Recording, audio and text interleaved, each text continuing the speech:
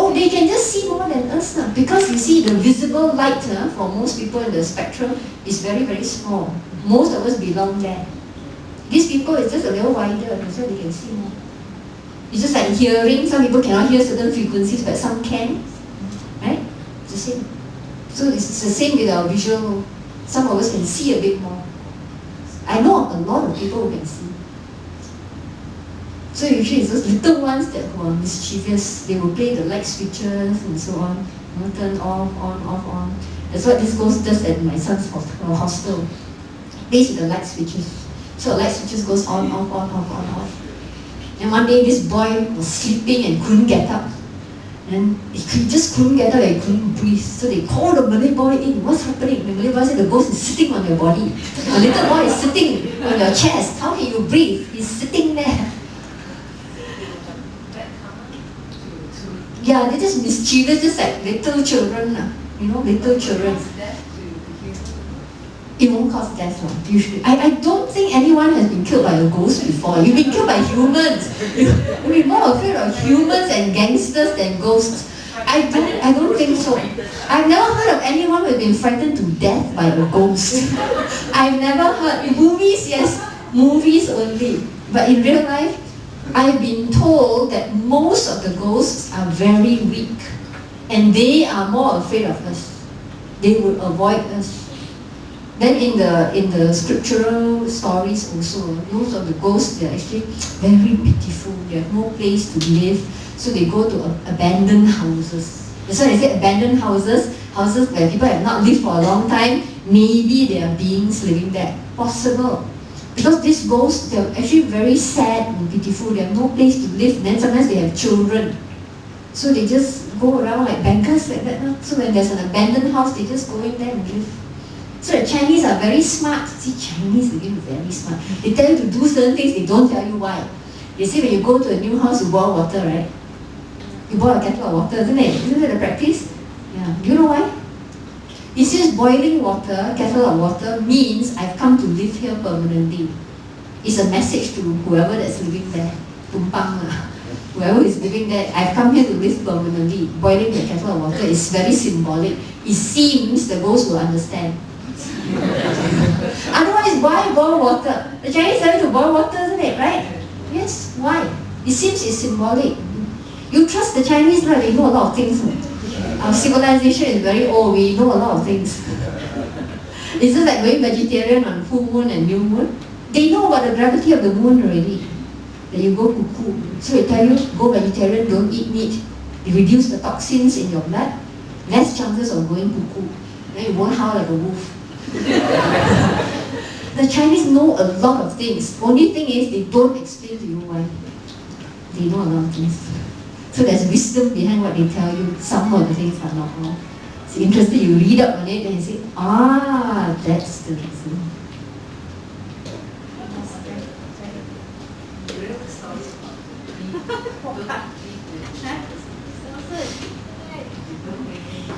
Oh, beef, I think beef is more a respect to India.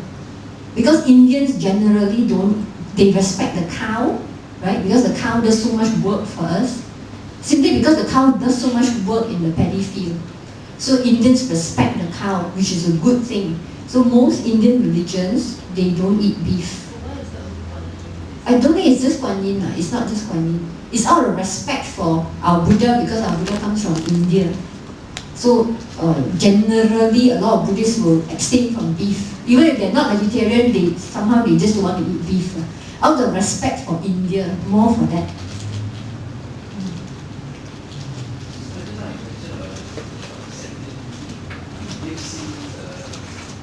Thousands of years. Oh, the earthbound devas. The earthbound devas, their lifespan is so long, millions of years. Their lifespan is millions of years, so they were around during the Buddha's time. During the Buddha's time until now, for them it's like a few hours only. The time is relative to ours. Their lifespan is so very, very long.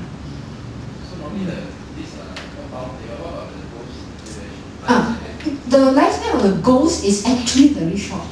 It's actually very short. Trouble is, as a ghost, it might return as a ghost. So they keep being reborn, they're stuck in the beta world.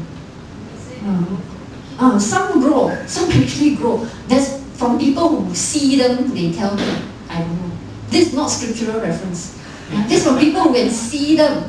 It's good to learn, isn't it? Because we can't see, right? So when these people can see and they tell us, then we learn a little bit more, like opens our eyes a little bit more. So we say, oh, so that's what happens. Because we actually don't know what happened in the other realm too. We can't remember our past lives. We were there before, but we can't remember. Now we can't see.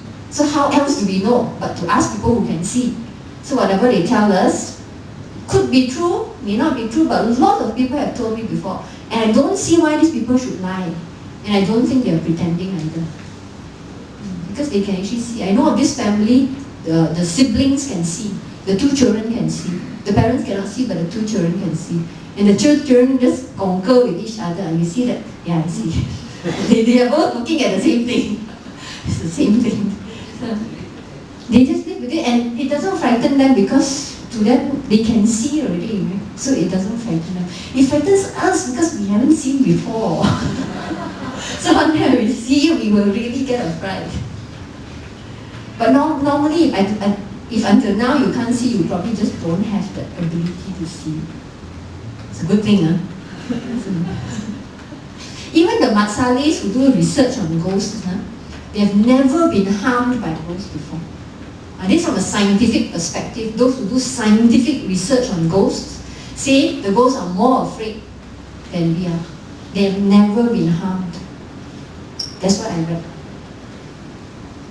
Yes? From what you said, you mean that if the person has passed away, so if reborn, they're extra kid now, maybe. Which realm first? In which realm? Ghost realm. Unfortunately, there are many types of ghosts. You must see which type. There are many types. Just like devas also, there are many types. Some devas, they are reborn as babies and all. Some come out as youths. This is from the scriptures. They come out in the prime of their life as teenagers, the most beautiful part of your life. They are reborn spontaneously as a teenager. So it depends on which type of deva, depends on which type of ghost.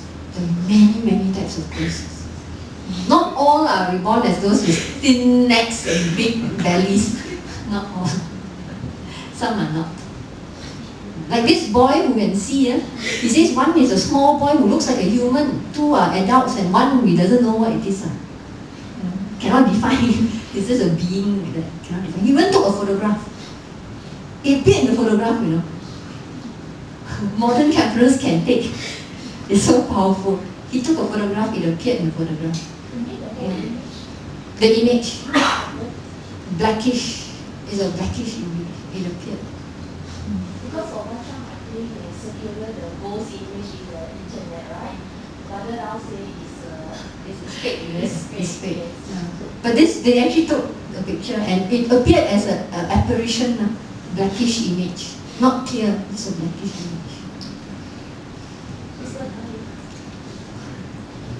I just wondering, because in the Beta Sutta, they never mention about the age of the Beta, you see. So they assume the person who passed away, like their age, or old man or whatever. So they assume like some Beta will go on without clothing, without food, or hungry, slavey. Then you read through all the Beta Sutta. And then they never mention about the age of the Beta. It's wondering why. They don't. I think that's from the commentaries. Or is it the sutta? It's a commentary. It's not a sutta. I don't think it's a sutta, it's commentaries. It's commentaries. There are lots and lots of stories in the commentaries. The commentaries were written much later. So sometimes it's due to the experience of people who can see. So they describe what they can see. Oh, during the Buddha's time.